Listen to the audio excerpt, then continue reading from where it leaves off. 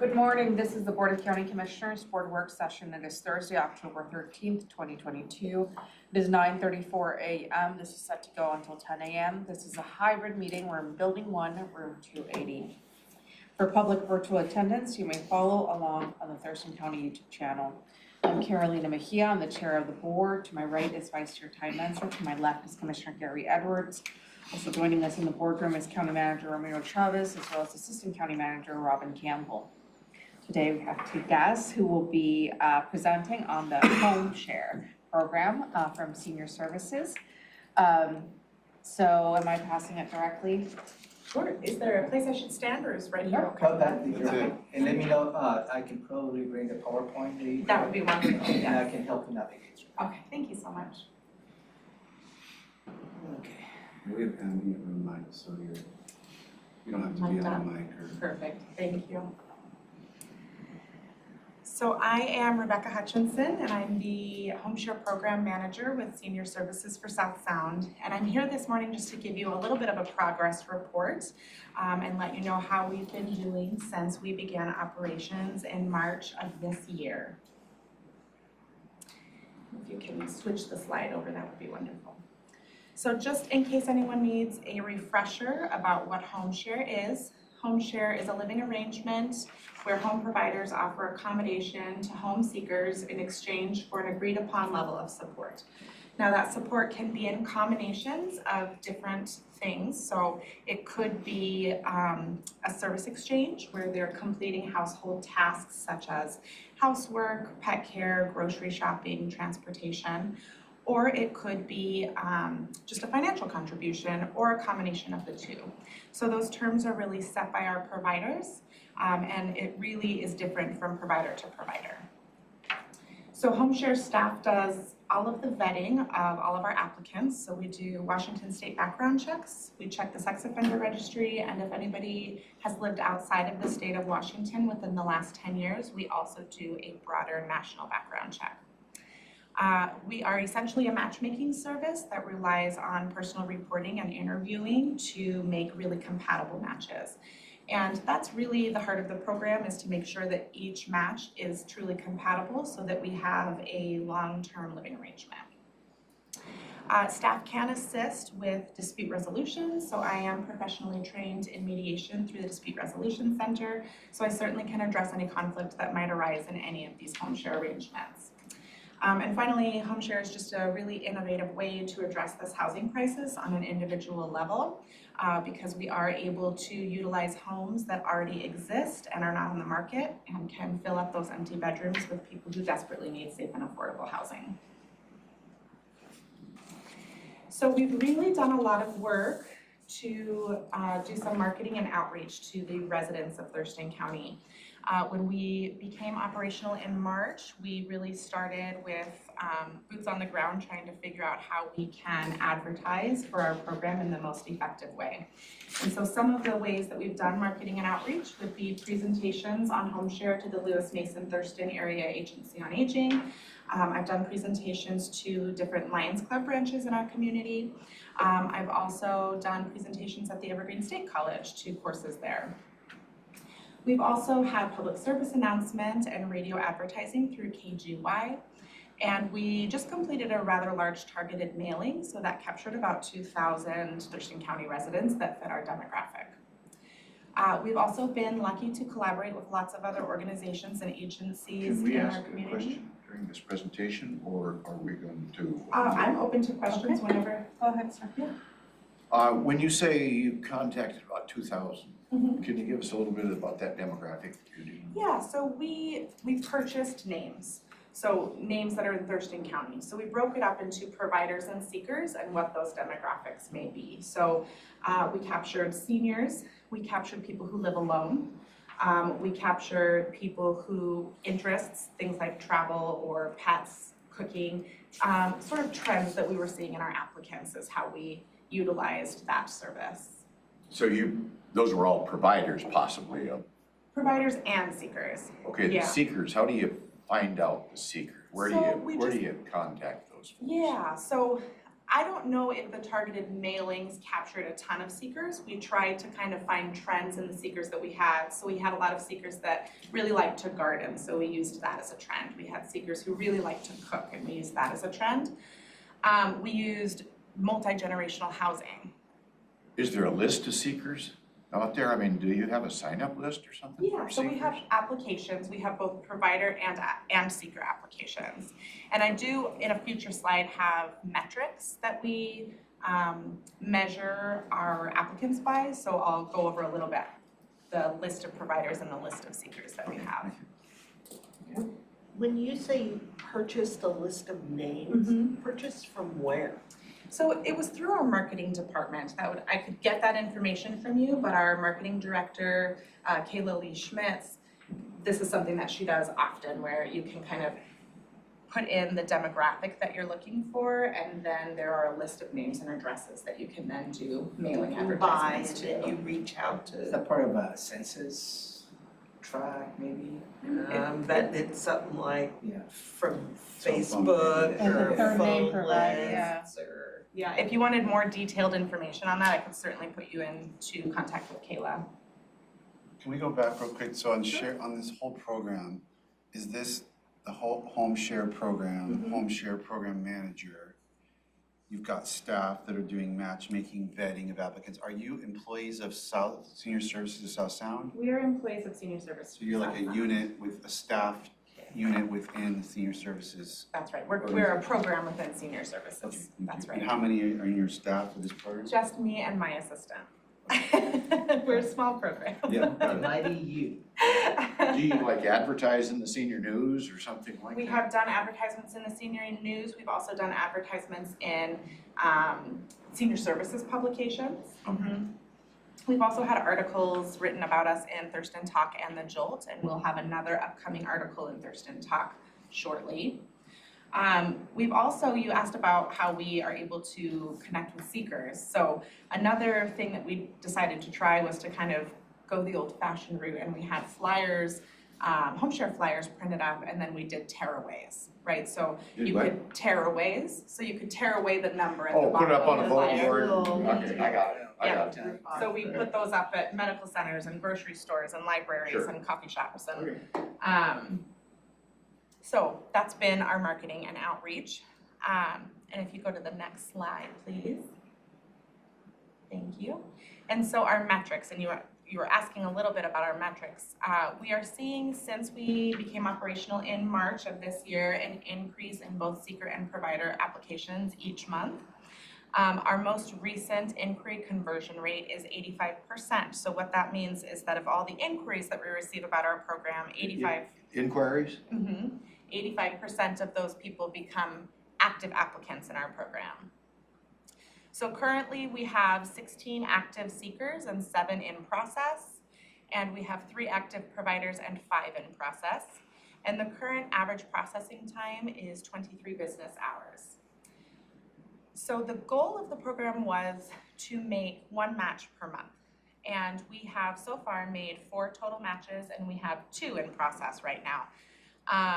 And so I think that we really are on target with making that 1 match per month. We certainly had the first couple months of not making matches. We were really trying to just let the community know that we were operational again and able to serve them. Once we get past our first year, we would hope to be able to start making more like 2 matches per month. And then eventually, once the program is fully established, we would think we'd plateau at around 3 matches per month. Are there jurisdictions around that have done this and now they're up to 10 or 20 matches a month? Yeah, so there are home share programs all across the nation. I've been in contact with several on the West Coast specifically. I would say that I don't know their exact numbers of matches that they're making per month. There are some private for-profit services that I've seen, but as far as nonprofits go, I think that those goals were made based on what our home share program did before we took a hiatus. So we were operational for about 6 months before the pandemic. And so they made about an average of a match per month during that 6-month period. And if you just go to the next slide, I'll just talk a little bit about the matches that we've made and the scenarios that these participants were in before and after we made these matches. And these names are changed just to protect the privacy of our participants. But the first match that we made was Mary and Eloise. Mary is in her late 80s and Eloise is in her early 90s. Mary needed to leave her current living situation. The house was being sold that she was renting. And Eloise really didn't need any tasks or financial contribution, but she really wanted some connection and some companionship. They both really enjoy going to church, so now they're able to do that together. And Mary really loves to garden, and Eloise loves being outside and watching her do that. Betsy and Bill and Jeff. Betsy and Bill were fortunate enough to own 2 homes, and so they lived in their primary residence, and when they learned about the home share program, they were really inspired to share that extra space that they weren't using.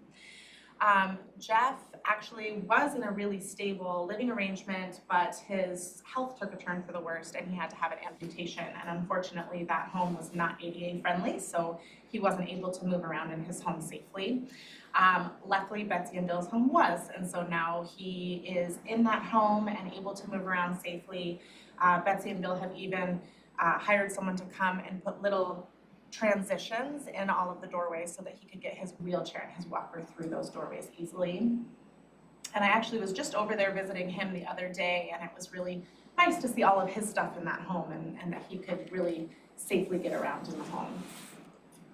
The next match that we've done is Steve and Mark. So Steve is actually a gentleman that was in one of those Lions Club meetings that I presented at, and he was really inspired to share his space as well. He had an extra room in his home. Mark was sort of a lifetime caregiver, and the last person he provided care for was his mother, who recently passed away. And he's been living in hotels since then. And so he was thrilled to be matched with Steve and has helped Steve kind of get some organization in his kitchen drawers and in his garage. So they're both really happy with that. And finally, Joe and Ellie. So Joe has a large property with a lot of garden beds and vegetable beds. And was recently diagnosed with cancer and has been really consumed with his cancer treatments and really needed someone to assist him in maintaining his property. Ellie is someone who is very passionate about gardening and healthy cooking. And she was living in an RV with no heat and no running water, and she was really in desperate need of safe and affordable housing. And she has been able to really assist Joe in cleaning up his beds and making sure that that property is cared for while he's focusing on getting well. So these are just the first 4 matches that we've made. They're great success stories. They're not the first success stories, and they won't be the last. I really do want to just say thank you so much for being a part of allowing HomeShare to operate in our community. I do know that it's a small program, but it's really, really impactful for the individuals that are able to utilize it and secure or maintain their housing. So I'd be open to any other questions that you might have, and I appreciate your time. Commissioner Evans. How about your access to background information? Is there specific legislation that would help you do a better job? I mean, and my next question will be, you know, your failure rate. How many are kind of scammers trying to get in the system, and you've been able to recognize that ahead of time? I think that especially seniors are one of our more vulnerable categories of citizens, and I think you ought to have access to all the information that a law enforcement agency has access to. So just because somebody's been here for a couple of years, I mean, the national check, you know, we're a pretty mobile society now. True, So yes. what kind of rates do you have? You've got out of 20 seekers, and I'm thinking the seekers are more the problem than the Providers. you know, the providers are, well, no, I mean, the people looking to get in with maybe somebody in need, they might be more the scammers, I would think, but I don't know that. I'm just wondering, do you find that 8 out of 10 are good, or 8 out of 10 are bad? I don't know. I haven't seen anybody trying to scam the system, but we have had people that we've had to turn down based on the findings in their background check. So we are following the WACs, and so anybody that shows up on that disqualifying crimes list, we do disqualify from our program. And so those tend to be, you know, violent crimes or crimes against specifically a vulnerable population. And I can tell you that we have disqualified 4 people so far based on their background check findings. And our policy with background check findings, and every applicant that comes into our program signs permissions for this. Any findings that we find on any background check, provider or seeker alike, we do disclose that to any potential matches. So if there was a seeker who had a DUI 15 years ago, if that showed up on their background check and we're going to try to match them with a provider, the provider would be aware of what that crime was and how long ago it occurred. Then maybe the outcome, Sure, absolutely. Okay. Absolutely. And that goes back into how, like, their whole life. Yeah, so that first background check, the state background check we do is a Washington State Patrol background check. I think it's pretty thorough. We certainly have had crimes from many, many years ago that we are pulling. And then that national background check is even more thorough. So that checks every state within the United States. at some point, do you have, is there some leeway, you know, whether it's maybe a DWI or Yeah, that would- involved in some other situation, but they Sure. served their sentence, whatever it was, you know? I mean, I'm kind of great for recognizing the fact that people should get a second chance. if Absolutely. they're, you know, Yes, there's, as long as it's not showing up on that disqualifying crimes list in the Washington Administrative Code, then they're welcome to be active participants in our program. We just would disclose what that crime was to their potential match.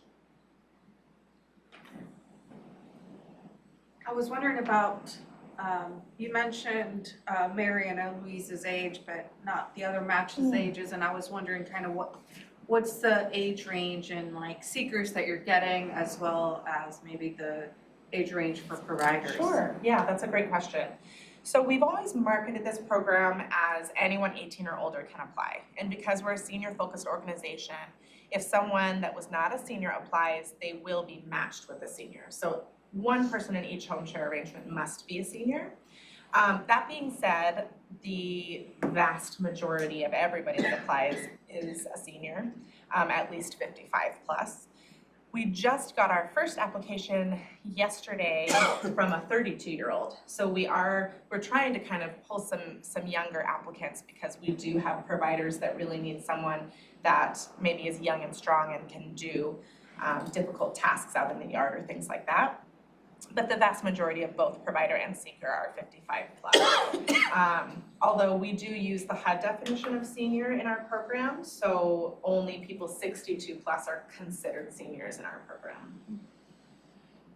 Good manager? On the matches, is there a financial transaction in terms of rent or not, or it's just in-kind services, help, or Sure. a combination of everything? Yeah, so it's different from provider to provider. So I have a few providers who are willing to just do a straight service exchange, and we do require that everyone has something down in writing about what that agreement is. So a few providers are accepting straight service exchange, others just want a financial contribution and don't need any assistance. And then we have a lot who do a combination of the two, that they'll do reduced rent in exchange for some services. Do you work with the AAA group here for Area Agency on Aging? Yes, I have worked with several case managers, and I'm actually a former case manager myself. I worked for AAA for about 5 years. And so yes, I work closely with them. I have applicants who have case managers, so we often are working together. And as I mentioned earlier, I did do presentations with the Lewis-Mason-Thurston Area Agency on Aging, because we are often serving the same clientele. How about our local senior attorneys? They handle senior cases, I guess. Like the Northwest Justice Project?